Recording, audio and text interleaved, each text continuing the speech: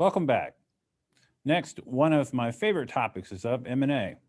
I'll be speaking with Randy King and John Dormer, managing partners at Anderson King Energies. The firm has closed 35 transactions totaling more than $11.1 billion since 2012. Randy and John are here to explore the surge of mergers among oil and gas companies, a consolidation sprint that included little or no premiums, played a key role in keeping the M&A market alive in 2020. We'll also try to get an idea what to expect as we take our first steps into 2021. Thank you, Darren. It's really a pleasure for John and I to be here at this conference, even virtually. There's really some neat green shoots that have started off the year despite a little rocky on the national scene. We're seeing oil prices approaching 53 bucks a barrel. We're seeing polar vortex and snow in Madrid, Spain. So there's hope for better gas demand this winter. And probably more important to me is the Alabama Crimson Tide of the national championship one more time. So roll tide. Randy, it's got to be getting old winning all these national championships. Yeah, it's pretty tough to handle.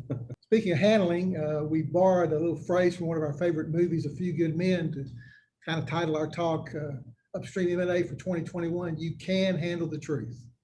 Before we get started, John, why don't you just expand a little bit more on our firm? Absolutely. Next page, please. So Anderson King Energy is an A&D advisor focused on upstream and midstream. As Darren mentioned, we have founded the firm in 2012, but we've all been doing this a long time, particularly Randy, who's probably done more deals than anyone. But yeah, as Darren mentioned, we've done about 11 billion in transactions since 2012. Really what our niche is, we partner with entrepreneurs on achieving maximum value for their assets. And we take a long-term view towards these projects. We get involved pretty early, many times at time of acquisition. Our technical team integrates with the client. We give advice on development, capital deployment.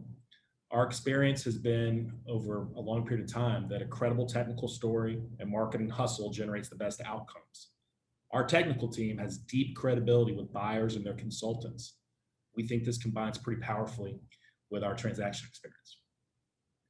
You know, I've been doing this for 3 decades. It's been really gratifying to work with so many entrepreneurs down through the years, and we've seen a lot of wealth created, energy added to the grid through that activity, particularly in the shale exploitation, where early on firms like Chief, Alta, and the Barnett and the Fayetteville really started that whole